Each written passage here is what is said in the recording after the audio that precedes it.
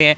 Rare side पर हम आ चुके हैं। महादी मुझे बताइएगा कि यहाँ पर ये बेड की स्पेस दी गई है। तो भाई देखें यहाँ पे बेड है, ये इसका आप कह लें पिलो वाली जगह है। यहाँ पे आराम से दो बंदे टेढ़े होकर भी लेट सकते हैं, सीधा होकर भी लेट सकते हैं।